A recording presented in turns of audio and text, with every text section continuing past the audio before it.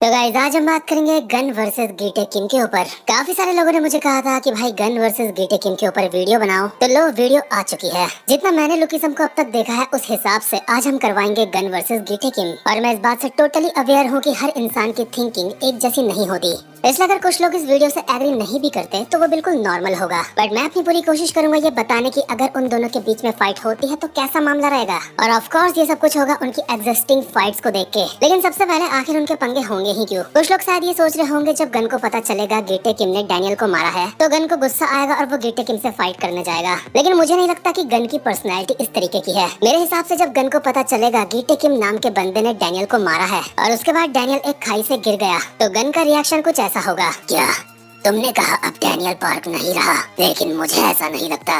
मैं कमजोर लोगों को याद नहीं रखता, लेकिन डैनियल पार्क मुझे अब भी याद है। इसका मतलब वो अब भी जिंदा है। दिलचस्प बात तो ये है आखिर उसको मारने वाला वो कौन था?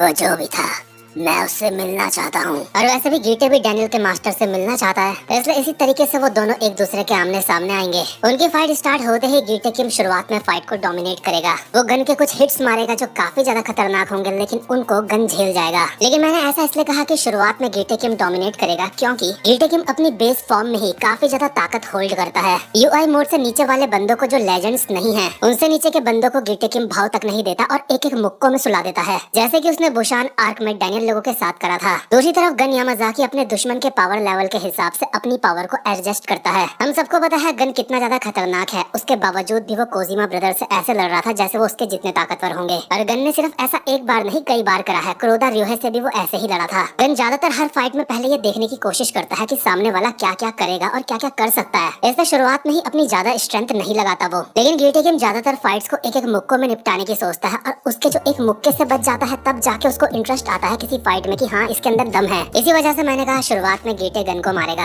और गन को जब उन हमलों से कोई खासा असर नहीं पड़ेगा तो गीटे का इंटरेस्ट गन के ऊपर काफी ज्यादा बढ़ जाएगा। लेकिन इंटरेस्ट दूसरी तरफ गन का भी बढ़ चुका होगा गीटे के वो पंचेस खा के। इससे दोनों एक दूसरे को ऐसी उम्मीद से देखेंगे जैसे दोनों जन्मों जन्मों का बिछड़ा हुआ प्यार है, क्योंकि दोनों ही समझ जाएंगे ये दोनों एक दूसरे की ब्लड लस्ट को पूरा करने का दम रखते हैं। इसके बाद इनकी फाइट में वही होगा जो किसी भी फाइट में होता है, दोनों ही एक दूसरे को मारेंगे। लेकिन इसी के साथ साथ में ये बात तो पक्की है फाइट के दौरान दोनों के चेहरे में स्माइल होगी। काफी लंबी फाइट चलने के बाद गीटे गन को मजबूर कर देगा उसके TUI मोड में आने के लिए, जहाँ पे गन बिल्कुल शांत हो जाता है और काफी ज्यादा सीरियस तरीके से तोड़ता है किसी को। लेकिन इसी के साथ साथ गीटे भी अपने ब्लैक ऑरा वाले मोड में आ चुका होगा और फाइट के दौरान अपने कुछ हैक्स भी हमें दिखाएगा जिसके बारे में अब तक हम पूरी तरीके से नहीं जानते। और इसी बीच जब वो गन के अपनी कुल्हाड़ी मारेगा उसका हाथ या पैर काटने के लिए तो ये देख के वो हैरान भी होगा और उसे मजा भी आएगा कि गन का पैर कटा ही नहीं, क्योंकि उसके पास है ब्लैक बोन्स जिन्हें तोड़ा तो जा सकता है लेकिन काटा नहीं जा सकता। मुझे लगता है गन और गीटे किम एक दूसरे से लड़ने के लिए ही बने हैं, क्योंकि एक को काटना आता है काफी अच्छे से, दूसरे को कटने से बचना आता है काफी अच्छे से।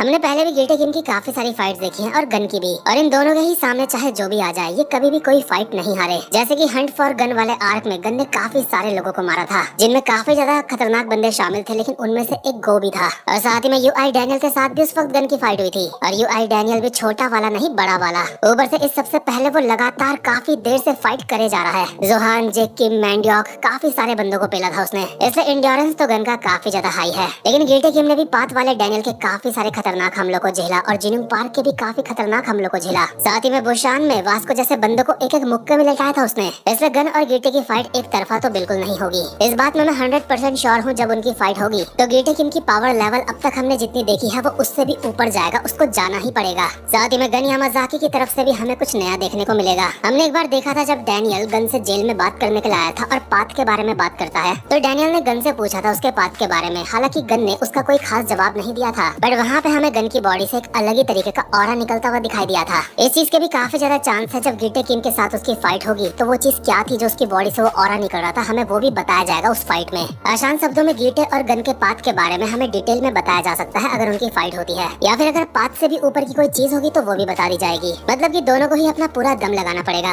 और गीटे किम जिसने अपना हाथ पैर अब तक किसी भी फाइट में नहीं तुड़वाया है, मैं ये मान के चल रहा हूँ फाइट खत्म होने तक दोनों का कुछ ना कुछ तो टूट गया होगा। लेकिन यार विनर कौन होगा दोनों में, ये तो पीटीजे के ही हाथ में है, इसलिए मुझे नहीं लगता कि मुझे कहना सही रहेगा। पर जब भी गीटे वर्सेस गन होगा तो वो फाइट एपिक होगी और उन दोनों के ही पाथ काफी ज्यादा खतरनाक होंगे, जिनको वो दोनों ही काफी आराम से इस्तेमाल कर सकते हैं। तो इस वीडियो में बस इतना ही था। उम्मीद करता हूँ आपको ये एनालिसिस वीडियो अच्छी लगी हो। बाकी जैसा आप सबको पता ही होगा, पीटीजे कॉमिक्स की तरफ से मुझे एक मेल आया था जिसमें उन्होंने बहुत ही प्यार से बोला था कि पेड पैनल्स और पेड चैप्टर्स को अपने वीडियोस में दिखाना मतलब गलत बात है, ये पॉलिसीज के खिलाफ है उनके। वो मेरे काम की रिस्पेक्ट करते हैं, काफी समय से वो मेरे चैनल के बारे में जानते हैं, इसलिए उनकी पॉलिसीज की रिस्पेक्ट करना मेरा फर्ज बन जाता है। इसलिए पेड चैप्टर्स में अभी एक्सप्लेन नहीं करूंगा, तब करूंगा जब वो फ्री हो जाएंगे। लेकिन आप मुझे बता सकते हो आपको लुकिज्म के किस टॉपिक के ऊपर थ्योरी वीडियो चाहिए या फिर एनालिसिस वीडियो चाहिए। हालांकि जो पेड चैप्टर्स है उनके ऊपर मैं प्रेडिक्शन वीडियो बनाने से भी दूर रहना चाहता हूँ। अभी पहली वजह तो यह है कि उसमें पेड पैनल्स होंगे, दूसरी वजह यह है जब मैं अभी चैप्टर एक्सप्लेन नहीं कर रहा हूँ तो प्रेडिक्शन बनाने में मजा नहीं आएगा, और तीसरी बात यह है कि पीटीजे कॉमिक्स की पॉलिसीज अब पहले से भी ज्यादा स्ट्रिक्ट हो चुकी है। वो पेड पैनल्स पेड चैप्टर्स किसी भी रूप में एक्सेप्ट नहीं करेंगे। खैर गाइस, ये वीडियो यहीं पे खत्म होती है। अब मैं मिलता हूँ आपसे अपनी नेक्स्ट वीडियो में, तब तक के लिए गुड बाय।